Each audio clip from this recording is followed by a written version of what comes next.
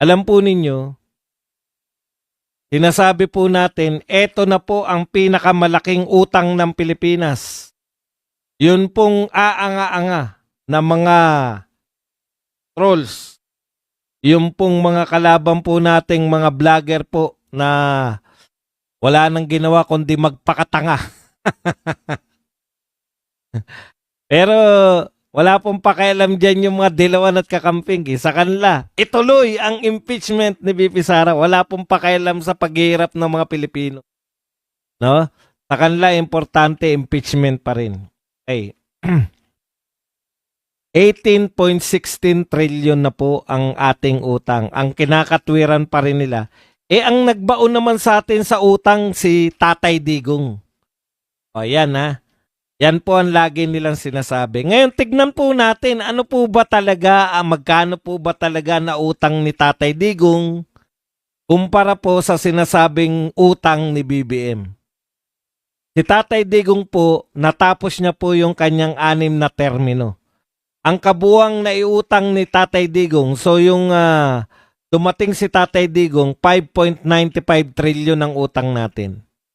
Ang ending niya po, nung siya po ay nagtapos, 12.79.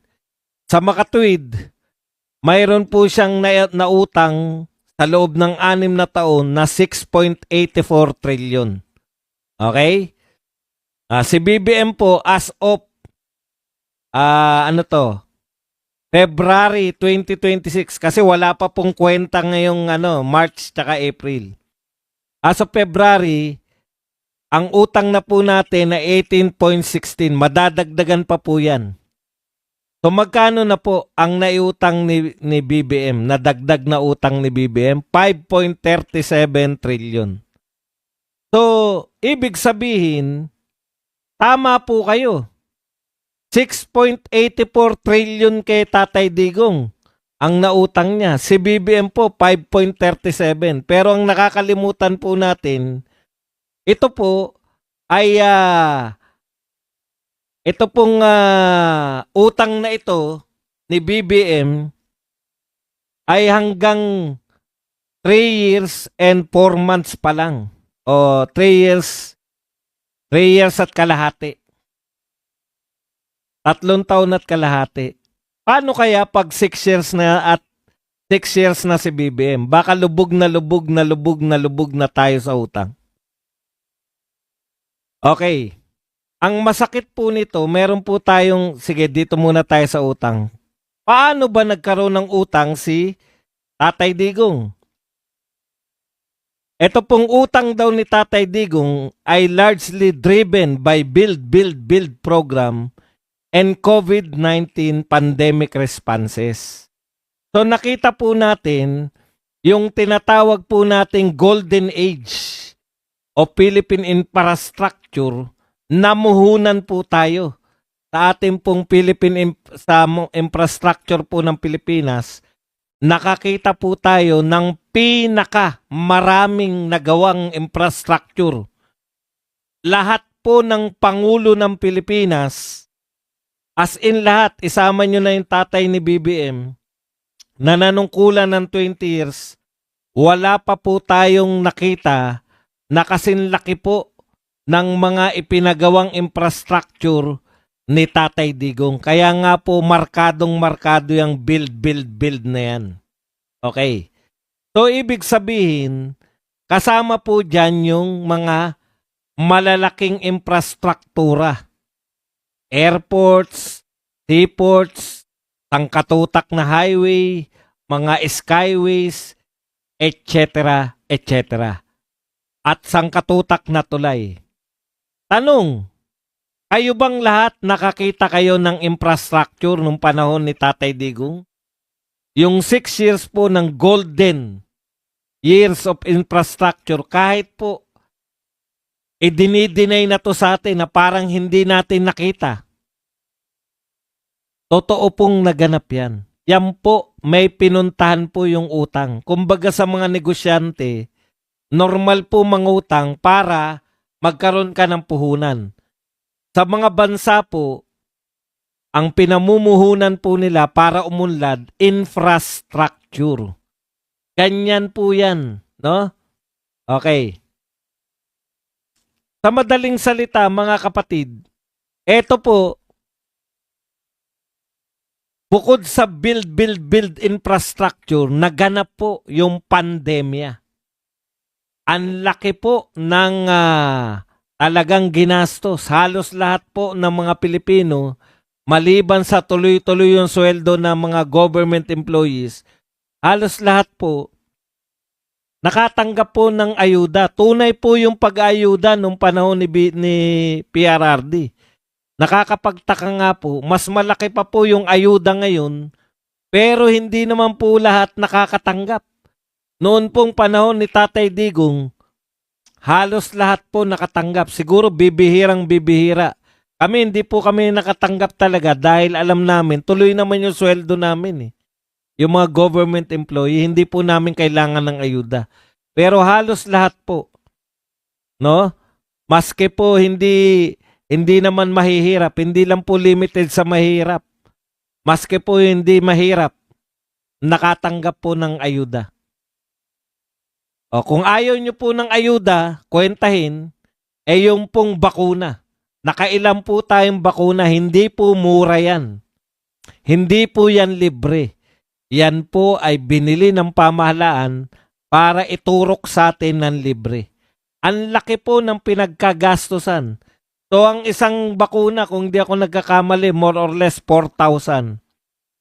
So kung yung pinakamatipid na pagbabakuna sa atin, naka-isang booster ka lang, 2 bakuna at 1 booster, 3 bakuna, meron kada tao ay gumastos ang pamahalaan ng more or less 12,000. So, sa 100 million na Pilipino, sangkatutak po yun. Pero yan po ay naibigay po sa atin ng libre. So, nakikita po natin na may pinagkagastosan. Yung ating pong yung ating pong inutang sa panahon ni Tatay Digong. Alam niyo po ba, kung hindi po nagkaroon ng pandemya, hindi po lalaki ng ganyan yung utang natin kay Tatay Digong.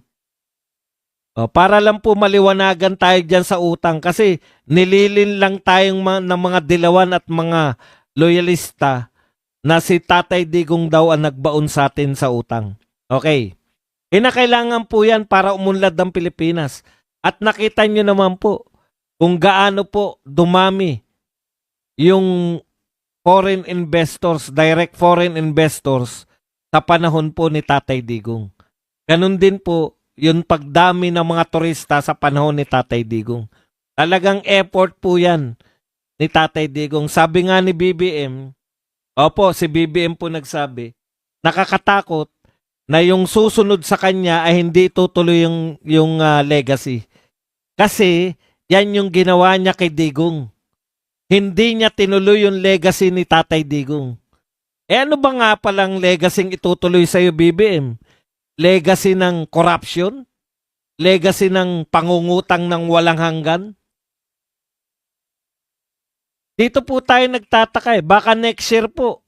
O etong taon lang na to kasi ang balak pong utangin ngayon ni BBM, 2 trilyon mahigit.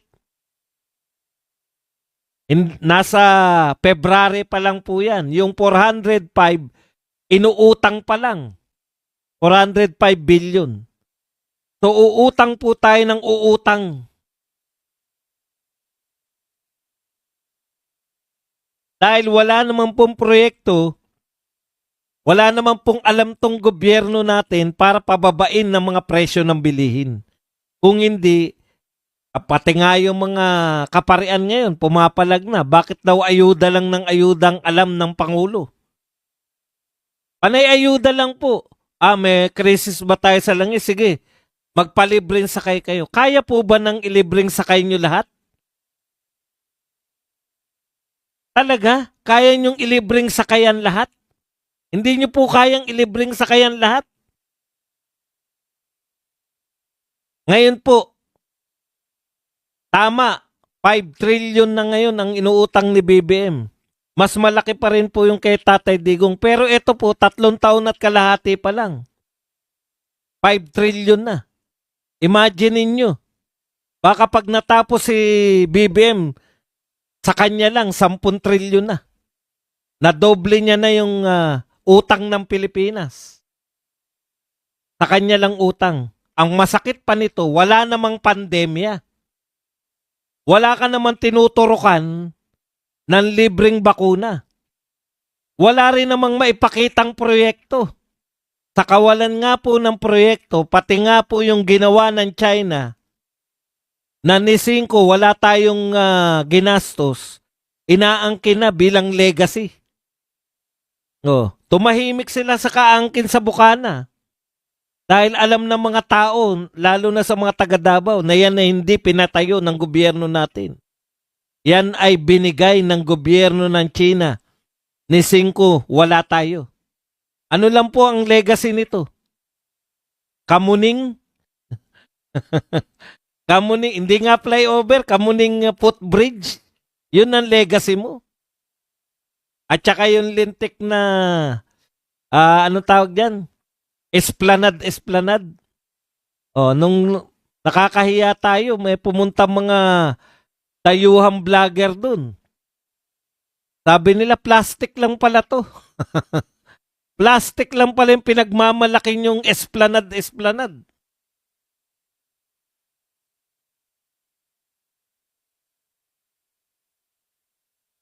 Alam nyo, sa totoo lang po, eto pong walang katapusang ayuda at saka wala nang katapusang pag-ayuda na wala naman pong naaayudahan. Doon ka nga magtataka eh. Bakit ba lahat ng tugon ng gobyerno ayuda? Tignan nyo po, lahat po. Wala pong pagtugon ng gobyerno na para malutas ang problema kundi mag-ayuda lang. Lahat ng problema natin ayuda. Pagtaas ng presyo ng langis, ayuda pa rin. Kasi wala pong alam na iba eh. Kung hindi mag-ayuda na lang. Ayuda lang katapat yan. O, may problema ba sa langis? Ayuda. Ano pa mga ibang problema natin? Ayuda lang ng ayuda. Kada may problema, ayuda lang. Pero ayuda po yun sa dyaryo nyo lang.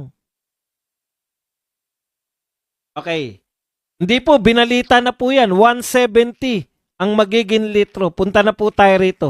So, ito po, by the rate po ng pangungutang ni BBM, talagang ilulubog, ibabaon tayo sa utang. Ngayon, kayong mga loyalista at saka mga dilawan at kakamping, ano ang pinoproblema nila ngayon? Walang bukang bibig kundi impeachment pa rin.